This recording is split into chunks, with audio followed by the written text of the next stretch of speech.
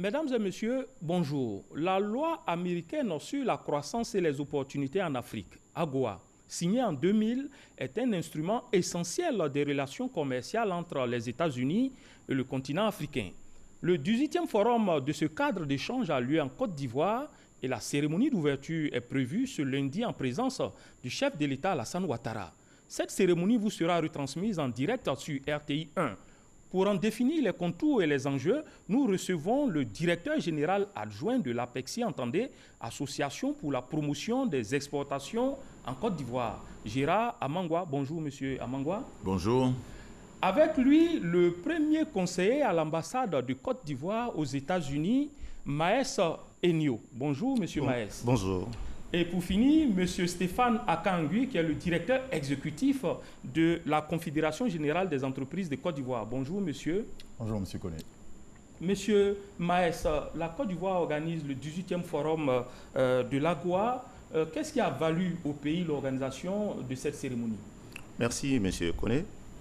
Ce qui a valu à notre pays l'organisation de ce 18e forum, c'est d'abord que nos autorités ont voulu que notre pays porte sa candidature, présente sa candidature. Et donc, notre pays a présenté sa candidature auprès, n'est-ce pas, de la partie américaine, de nos partenaires américains, auprès aussi de tous les autres pays éligibles, et au regard, n'est-ce pas, des atouts que présente notre pays, et au regard d'un certain nombre de choses, nos partenaires américains et l'ensemble des 38 autres pays éligibles à l'AGOA ont accepté que la Côte d'Ivoire organise ce 18e forum AGOA. D'accord. Monsieur Maes a parlé d'atouts. Nous considérons que c'est certainement des arguments qui ont prévalu. Vous qui êtes dans l'opérationnel au quotidien, dans la gestion de l'AGOA, quels sont ces arguments-là qui ont été mis sur la table? Merci, M. Goné. Je pense que le premier atout, dans le cadre justement de cette rencontre que nous organisons, c'est que notre pays a adopté une stratégie nationale AGOA, Donc ça veut bien dire que notre pays s'est engagé résolument dans la mise en œuvre de cette loi au profit des entreprises et au profit des populations. C'est le premier atout. Le deuxième atout, on ne le dit pas assez, c'est que nous sommes l'un des principaux exportateurs au niveau de l'AGOA. C'est-à-dire, tous les produits que nous exportons aujourd'hui, dans la sous-région, nous sommes leaders. Mais le troisième atout, c'est que nous avons travaillé depuis 2001 à suivre l'évolution de cette loi et nous avons participé effectivement aux dernières négociations qui ont eu lieu à Washington il y a 2 ans environ pour démontrer aux sénateurs américains et à l'administration américaine que l'AGOA devra profiter principalement aux pays qui ont envie vraiment d'aller dans ce sens. D'accord, ce sont donc 3 atouts qui ont permis de décrocher l'organisation de ce 18e forum. Vous, en tant que M. Akangui, directeur exécutif de la CGCI, en tant que patron, comment est-ce que vous accueillez ce forum sur le bord de la lagune Ibrié? Écoutez, traditionnellement, au cours de ce forum, plusieurs rencontres sont organisées entre la société civile, les experts, AGOA, les ministres et bien entendu le secteur privé. Et le comité d'organisation a bien voulu accepter que la Confédération générale des entreprises de Côte d'Ivoire, principale organisation du secteur privé de Côte d'Ivoire, organise la rencontre entre les opérateurs économiques américains et africains qui s'est tenue hier dans nos locaux. Nous y reviendrons certainement. Alors, dites-nous, M. Amangwa, quels sont les objectifs que vise un tel forum? Ce forum a pour objectif principal de mettre en place une plateforme entre la partie américaine et les pays éligibles à l'AGOA pour qu'ils réfléchissent ensemble sur les difficultés, sur les succès enregistrés pendant la mise en œuvre. Mais mieux, plus généralement, ce forum permet aux différents responsables des pays africains et américains d'échanger sur l'état des lieux de la coopération entre les États-Unis et l'Afrique au sud du Sahara. Monsieur Maes, nous avons tenté une définition dans l'introduction parlant de l'AGOA qui est une loi qui a été prise, mais de manière concrète et simple. Comment est-ce que l'Ivoirien doit comprendre cette initiative américaine? De manière concrète et simple, l'Ivoirien doit comprendre dans un premier temps que l'AGOA, comme le dit si bien son sigle, c'est la loi sur la croissance et les opportunités. Donc l'AGOA, c'est d'abord un levier de développement. Et donc, quand on retourne en arrière, l'AGOA a été donc adoptée par les États-Unis en 2000, sous l'ère du président Clinton. Donc l'objectif essentiel, c'était donc de donner ce levier de développement aux pays africains. Pour quel objectif? Leur permettre, n'est-ce pas, de relever leur niveau de développement, leur permettre d'avoir des économies compétitives et de pouvoir avoir un accès sur le marché international. Donc, c'est également un outil de coopération entre les États-Unis et les 39 pays éligibles à l'AGOA. Et c'est comme ça, nous pensons que l'Ivoirien doit comprendre ce que c'est que l'AGOA. D'accord. Alors, depuis le dimanche 4 août et ce jusqu'à demain, 6 août, se tient donc le 18e Forum AGOA, une rencontre conjointement organisée par les États-Unis et la Côte d'Ivoire. Les attentes sont nombreuses et d'importance. Elles ont été recensées, ces attentes, dans l'élément qui va suivre, et il est de Cheikh Kone. C'est en 2004 que la Côte d'Ivoire obtient sa rééligibilité à l'African Growth Opportunity Act, AGOA, une loi adoptée en 2000 par l'administration américaine pour ouvrir son marché aux pays d'Afrique subsaharienne. 39 pays sont bénéficiaires pour 6 500 produits admis. Il y a une dizaine de critères d'éligibilité, parmi lesquels les plus importants sont surtout la bonne gouvernance, également la protection des droits des travailleurs, les questions de lutte contre la corruption et de lutte contre la pauvreté. Il y a des pays qui ont su tirer profit de l'AGOA et qui ont pu bâtir en fonction de cela des véritables industries de l'exportation. Au départ de l'aventure, seulement une poignée d'entreprises ivoiriennes dans le secteur du textile et du karité saisissent l'opportunité. Ali Keïta en fait partie. Mais c'est réellement en 2015 qu'il exporte sur le marché américain avec tous les avantages préférentiels offerts par l'AGOA. Ça a accru la commercialisation du karité vers les États-Unis. Aujourd'hui, c'est le chiffre à des milliards, le beurre du karité qui rentre. Aujourd'hui, grâce à l'AGOA, l'entreprise de Keïta a connu une croissance de 40% de son chiffre d'affaires. Si Keïta s'en tire à bon compte, ce n'est pas le cas des autres acteurs de la filière karité, dont la matière première vient en 6e place des 6 500 produits autorisés sur le marché américain.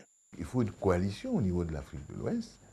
Il faut qu'il y ait une sorte de collusion pour que cette production-là, cette offre-là, soit, je veux dire, importante et requiert que les partenaires puissent travailler avec nous. La tenue à Abidjan de la 18e édition du Forum de l'AGOA revêt un enjeu important pour plusieurs secteurs d'activité qui ne profitent pas encore du vaste marché américain avec ses 300 millions de consommateurs. Les États-Unis sont le deuxième pays exportateur, le deuxième pays client de la Côte d'Ivoire à l'extérieur. Donc il est important pour nous en tout cas de consolider cette position par rapport aux exportations vis-à-vis des États-Unis et sensibiliser les opérateurs économiques par rapport à cette préférence douanière. Certains produits agricoles ou bien certains produits artisanaux qui sont sans taxe douanière à la frontière américaine. À 6 ans de la fin de cet important programme qui représente une mine d'or pour les PME africaines, la réflexion s'impose pour la recherche de nouveaux outils permettant aux économies africaines concernées d'en tirer un meilleur profit. Le thème retenu pour l'édition d'Abidjan est évocateur, l'AGOA et l'avenir, développement d'un nouveau paradigme pour orienter les relations commerciales et les investissements entre les États-Unis et l'Afrique.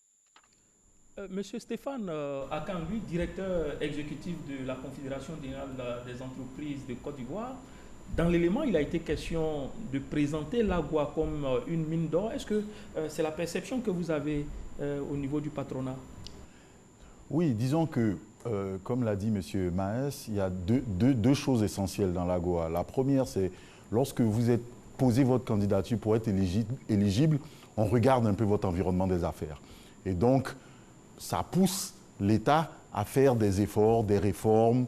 Et donc, c'est le premier succès, la première mine, on va dire, d'or.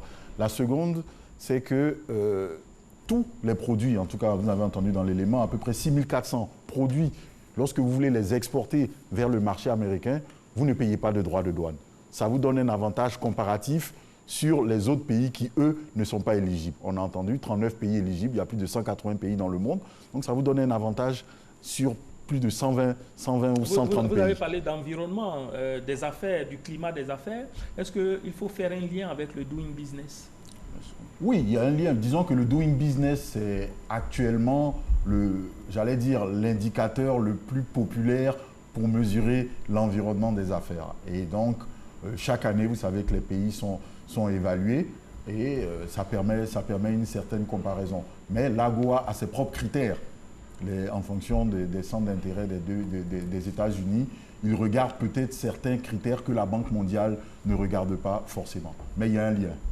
D'accord. Monsieur Amangwa, Gérard Amangwa, directeur général adjoint de l'APEXI, en prenant cette loi pour ouvrir les portes de l'Amérique aux produits africains, quelles étaient véritablement les motivations des États-Unis? Ça a été dit par mes prédécesseurs, hein. C'est pour créer vraiment, c'est pour accompagner les pays en voie de développement. Surtout qu'à l'époque, quand on parlait des objectifs du millénaire, les États-Unis avaient cette approche-là. Et bien sûr, nous avons deux grands critères qui ont été retenus, des critères politiques. Des élections, tout à l'heure, on a écouté.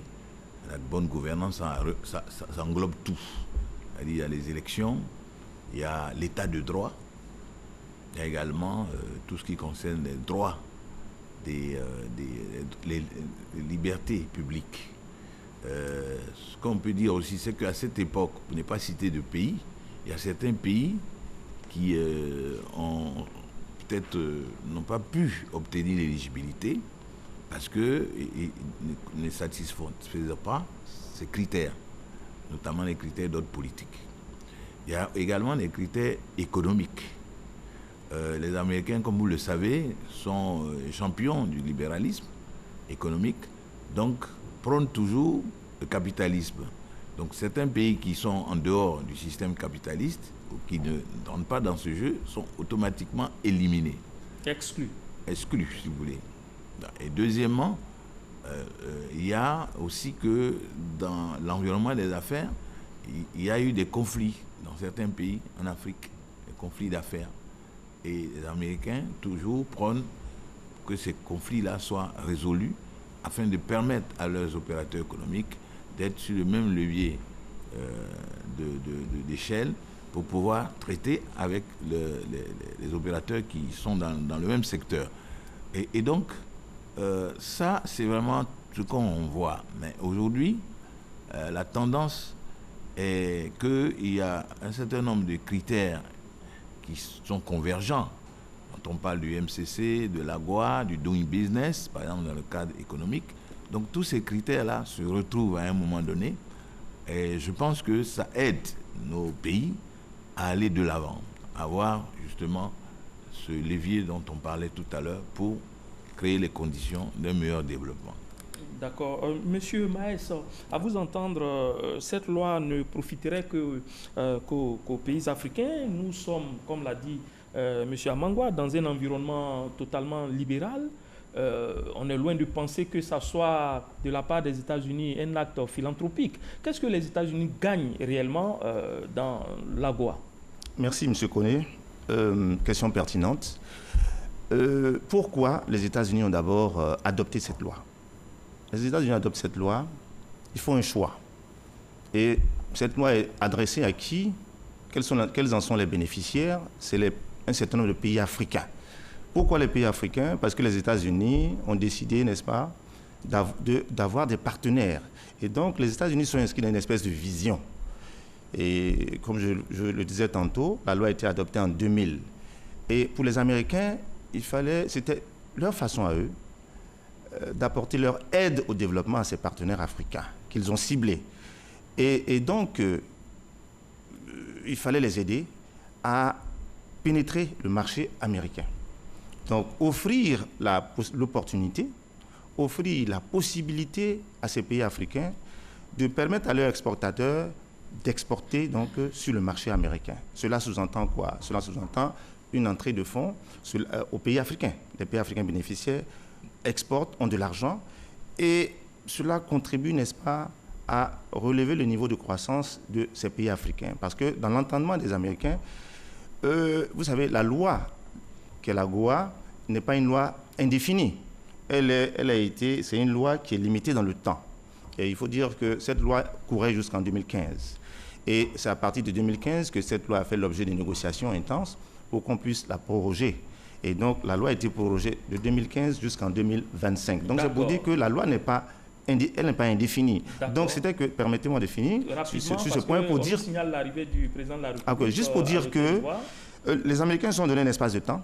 Et au cours de cet espace de temps, il fallait permettre à ces pays africains de pouvoir atteindre un certain niveau de croissance pour qu'à terme, les Américains aient des partenaires privilégiés. D'accord. Nous allons aller immédiatement à l'Hôtel Ivoire où se trouve Alvor Assa pour la retransmission en direct de la cérémonie d'ouverture à l'Hôtel Ivoire où le chef de l'État, comme vous le voyez sur les images, vient de faire son entrée.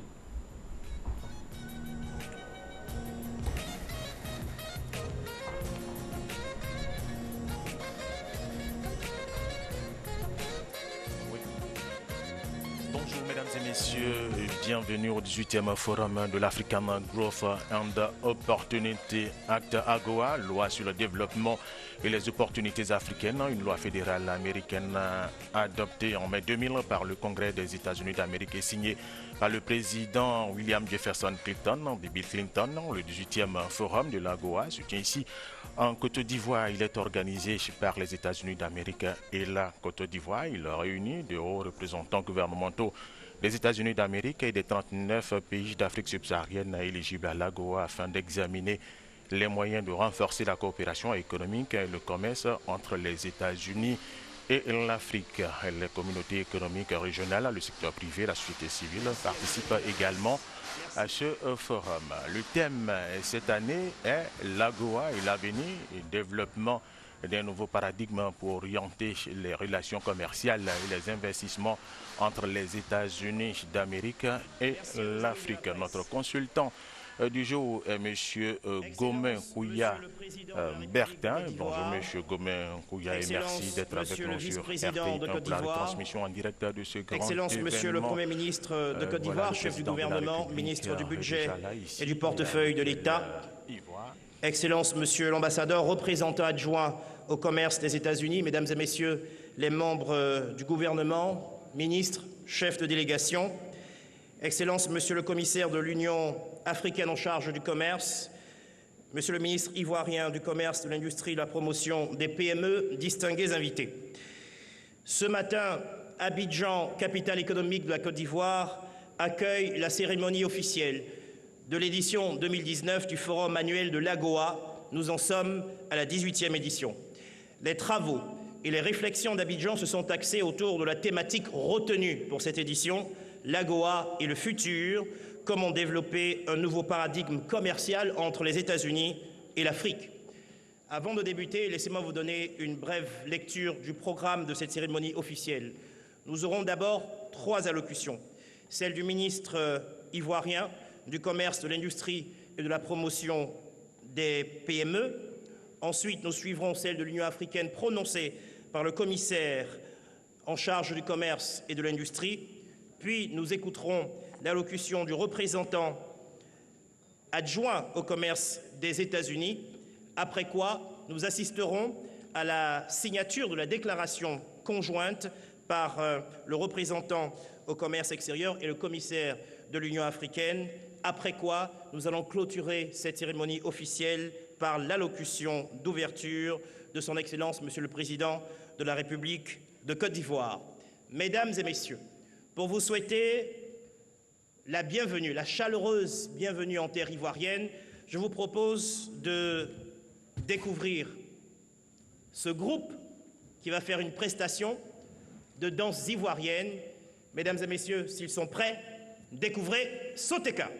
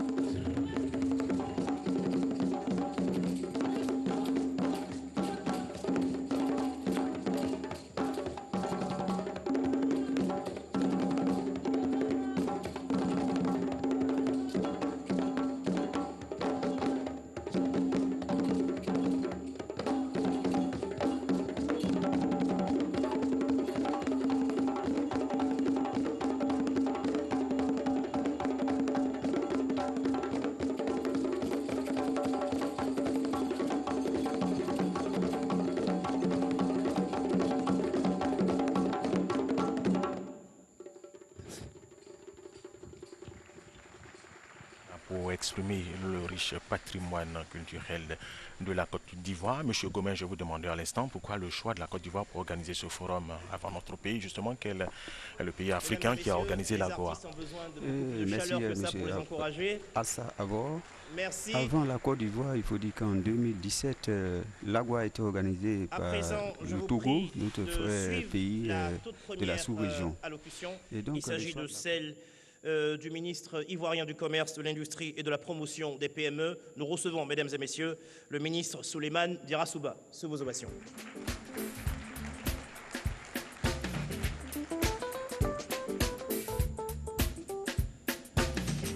Voilà, nous avons l'intervention du ministre Dirasouba, ministre du Commerce, de l'Industrie et de la Promotion des petites et moyennes entreprises. Excellence, Monsieur le Président de la République de Côte d'Ivoire, Excellence, Monsieur le Vice-président de la République de Côte d'Ivoire, Monsieur le Premier ministre, ministre du Budget et du Portefeuille de l'État, Monsieur le Président de l'Assemblée nationale, Mesdames et Messieurs les membres du gouvernement ivoirien, Mesdames et Messieurs les ministres, chers homologues, Excellence, Monsieur l'ambassadeur, représentant spécial adjoint du président américain en charge du commerce, Monsieur le député USTR, Monsieur le commissaire de l'Union africaine en charge du commerce et de l'industrie. Les plus forts, c'est quand même une lutte farouche, mais avec la ZLECAf, ce sera également aussi une certaine opportunité. Très bien. Alors, on peut le dire, même si l'AGOA a suscité un accroissement de 500% des exportations africaines aux États-Unis d'Amérique ces 10 dernières années et créé près d'1,3 million d'emplois, elle doit s'améliorer au niveau de la diversification des produits, de la modification des structures économiques africaines. C'est une autre vision de la croissance économique et du développement par le commerce. Voilà, c'était la cérémonie d'ouverture du 18e Forum de l'African Growth and Opportunity Act AGOA, loi sur le développement et les opportunités africaines. À notre consultant, M. Gomin Kouya-Bertin, directeur de la promotion et de l'assistance à l'exportation au ministère du Commerce. La réalisation a été assurée par Keïta Sidiki et R. Baker à vous l'antenne. Voilà, c'était la retransmission en direct donc, de la cérémonie d'ouverture qui vient de s'achever. On a écouté le chef de l'État, le président de la République Alassane Ouattara, qui a fixé les objectifs pour la Côte d'Ivoire, passer d'un niveau d'échange de 1,16 milliard, autour de 600 milliards de francs CFA, actuellement à 3,5 milliards de dollars, soit 2100 milliards de francs CFA à l'horizon 2025. Monsieur Amangwa, est-ce que cet objectif est tenable? Oui, parce que il est tenable. Il est tenable sous certaines conditions, bien sûr. Lesquelles? D'abord, je pense qu'il faut continuer à maintenir notre éligibilité, pouvoir bénéficier des avantages préférentiels. Il faut également qu'il y ait un environnement des affaires propice justement à l'arrivée d'investisseurs ou la présence ou la solidification des investisseurs nationaux. Ensuite, il faut que nous ayons une capacité d'offre, c'est-à-dire que la production que nous allons avoir soit à même de satisfaire une partie des marchés que nous recherchons aux États-Unis.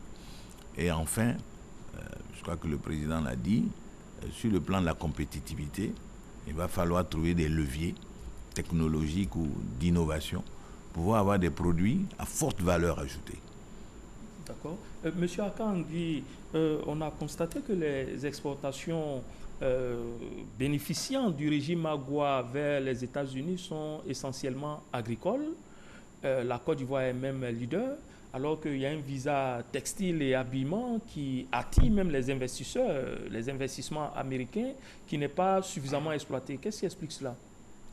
Alors, vous êtes bien placé pour savoir que l'industrie textile de la Côte d'Ivoire, jadis florissante, ne l'est plus aujourd'hui. Pour pouvoir bénéficier, quand bien même il y a un visa textile, pour pouvoir bénéficier des visas textiles, encore faudrait-il que vous en produisez. Et à l'époque, on avait beaucoup d'industries et malheureusement, cette industrie a souffert avant la crise de problèmes structurels et durant la crise. Donc, ce qui explique que la Côte d'Ivoire n'ait pas pu vraiment bénéficier de ce visa textile.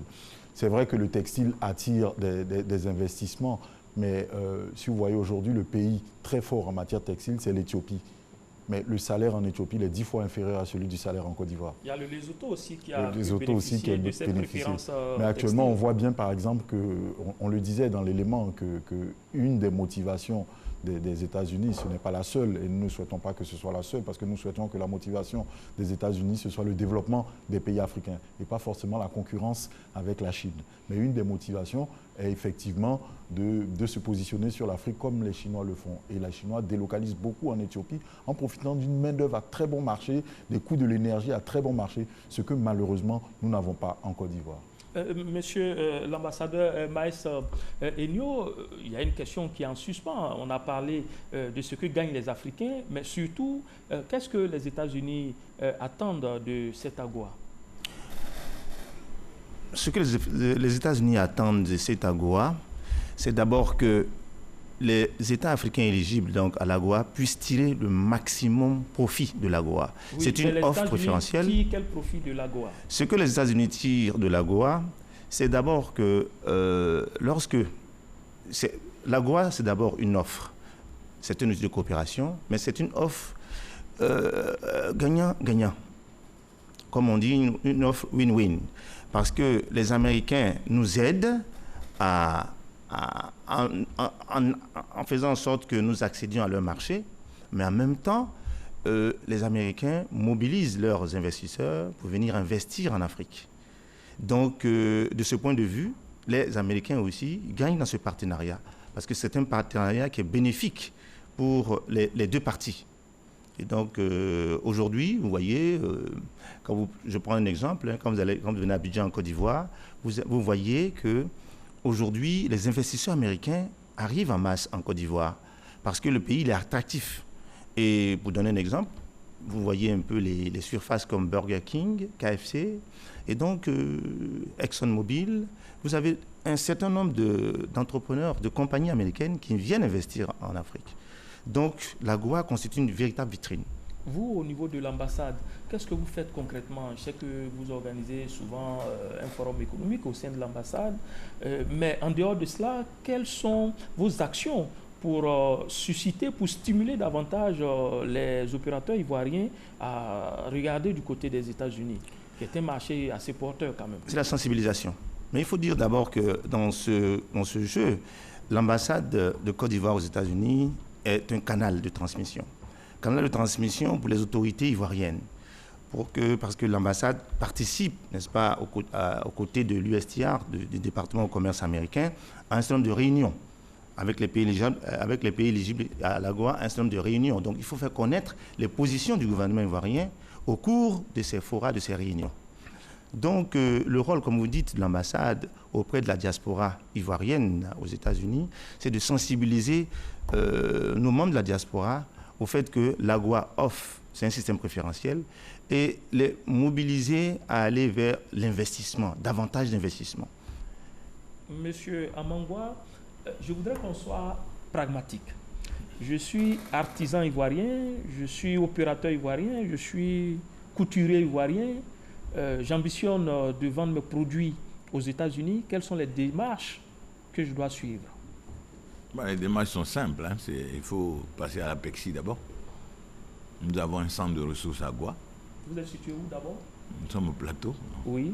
La rue Jesse Owens, c'est pour vous dire que c'est une rue qui porte le nom d'un grand athlète américain, noir américain.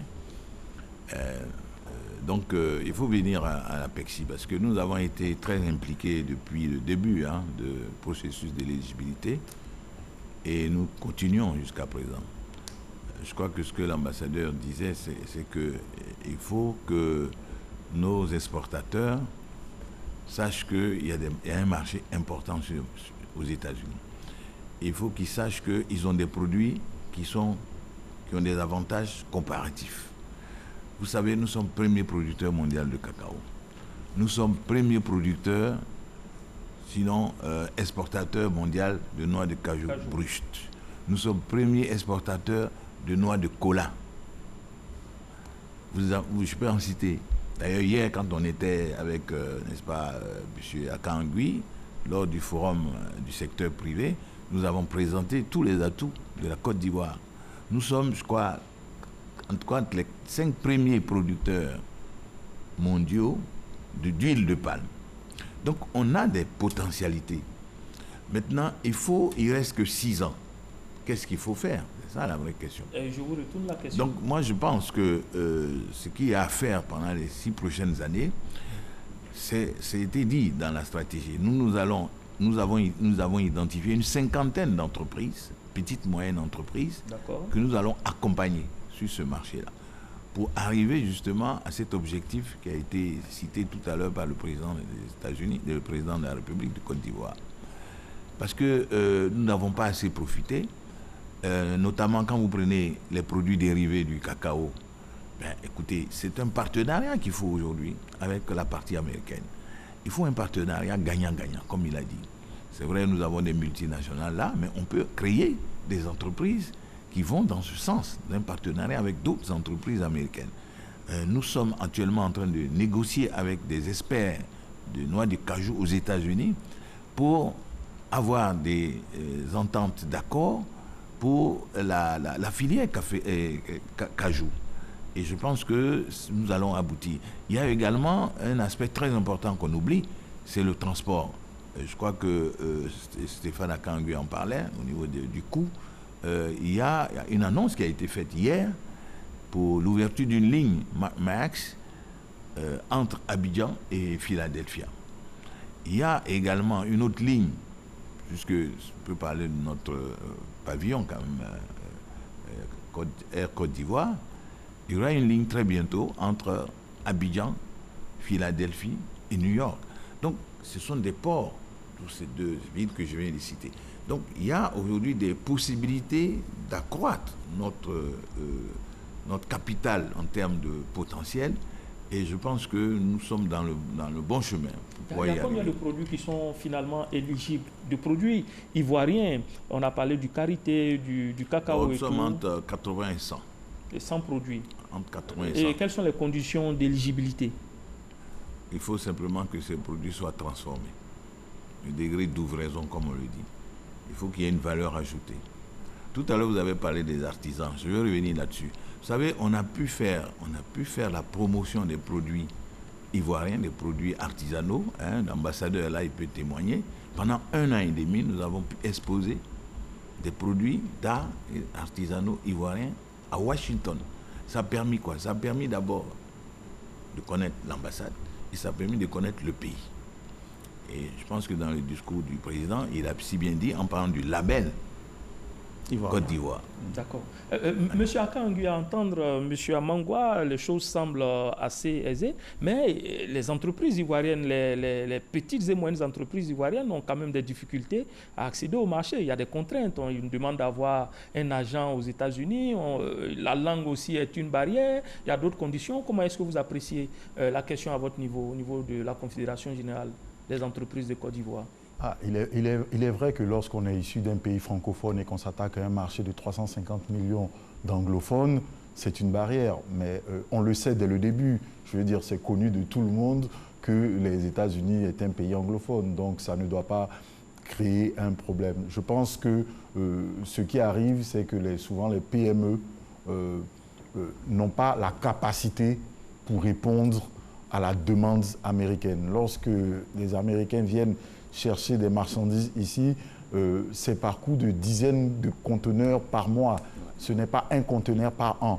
Donc la nécessité de se fédérer, d'attirer vraiment des investissements. Moi, je voudrais vraiment insister dessus. Le président l'a dit, la Côte d'Ivoire s'est dotée d'une stratégie et le bon processus, c'est que la stratégie est ciblée. Ce n'est pas la peine de se disperser. Donc on a focalisé sur un certain nombre de produits. Les autres produits, ça ne veut pas dire que les autres produits ne peuvent pas exporter, mais en tout cas, il y a un effort qui est fait sur 6 produits. Maintenant, l'effort qui doit être fait, c'est vraiment, et moi je pense que l'opportunité que la CGC attend de l'AGOA, c'est attirer des investisseurs.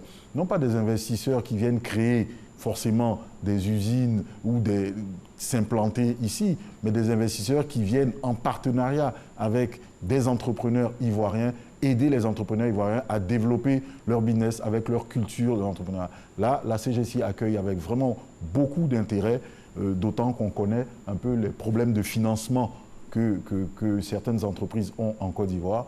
Et donc, si le partenaire américain peut venir avec un financement capitalisé sur les matières premières que l'on a identifiées dans notre stratégie AGOA pour nous aider à les valoriser, alors ce sera tout bénéfice. Et là, vous pourrez compter sur la CGC pour appuyer ce type d'initiative-là et de faire en sorte que nos membres bénéficient des investisseurs américains. Monsieur Amangwa, on a parlé jusqu'ici de l'AGOA en termes de croissance et d'opportunités, mais là, nous avons surtout parlé d'opportunités, de pénétrer le marché américain. Je voudrais que vous nous évaluiez un peu l'impact de l'AGOA sur la croissance en Côte d'Ivoire. C'est une question très, très pertinente. Il faut dire que l'impact sur la croissance, donc ça porte sur le volet économique. Absolument. C'est un volet qui est multiforme. L'économie, c'est bien entendu tout ce qui est stratégie au niveau de l'AGOA. Pour nous, il faut un cadre institutionnel. Ce cadre institutionnel existe depuis et nous avons donc un tableau de bord. Ce tableau de bord a été présenté au gouvernement. Nous avons 6 ans pour réussir cette mission. Et sur le plan économique, c'est certainement l'un des indicateurs, c'est le nombre d'entreprises exportatrices qui vont avoir des parts de marché importantes. Ça, c'est le premier point. Le niveau d'exportation, deuxième point. Et puis également le nombre d'emplois. Sur le nombre d'emplois, c'est vrai que ça va être difficile à apprécier dans une certaine mesure parce que, bon, c'est des PME qui sont impliquées la plupart du temps. Mais quand on prend une population des PME, je pense que nous pouvons avoir un bon qualitatif par rapport aux ressources. Mais ce qui est important aussi, je voulais ajouter, c'est qu'il nous faut favoriser la culture de l'exportation. Surtout au niveau de nos jeunes frères qui viennent et qui sortent de l'école. Parce que dans le jeu du commerce mondial, le paradigme est en train de changer, on l'a dit. C'est-à-dire qu'on passe maintenant du multilatéralisme au bilatéralisme, ou bien on fait les deux.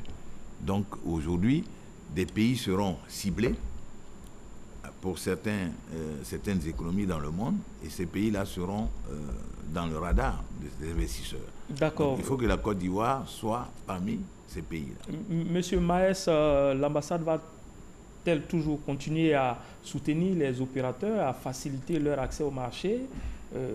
Qu'est-ce que vous envisagez de faire pour le futur? En fait, en réalité, il n'appartient pas à l'ambassade de soutenir les opérateurs.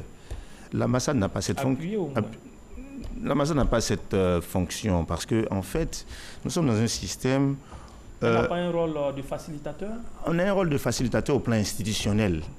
Vous comprenez? C'est-à-dire que l'ambassade, au regard, n'est-ce pas, des objectifs du gouvernement, fait prévaloir ces objectifs-là au sein des négociations que nous avons, n'est-ce pas, avec la partie américaine. Donc c'est vraiment un rôle institutionnel.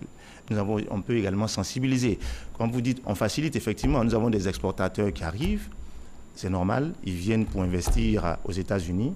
Nous avons un rôle d'accompagnement, de facilitation. Maintenant, nous travaillons en synergie avec le ministère du Commerce, avec l'APEXI. Et donc, eux, ils nous font connaître leurs besoins. Et sur le terrain, étant sur le terrain, nous avons la possibilité de pouvoir donc accompagner les exportateurs. D'accord. Monsieur Akangui, pour terminer, il faut s'attendre à plus d'inclusion, à plus de mobilisation des entreprises ivoiriennes pour profiter de cette initiative américaine? Oui, je pense que le président de la République l'a dit, ce forum AGOA est un temps fort et je pense que ça a contribué à éveiller un peu les consciences en Côte d'Ivoire. On l'a dit, le ministre aussi Diarra-Souba l'a dit, on n'a pas assez profité de cette loi. Et je pense que ce forum a donné l'occasion de réveiller un peu les consciences et 2025, ce n'est pas loin. Et donc, il faudrait, pendant les 6 ans, là, profiter de l'opportunité qu'il y a et en même temps, commencer à se préparer à l'après 2025 et accompagner les négociations. Il est important pour les opérateurs économiques d'avoir accès au marché européen, au marché africain, au marché américain.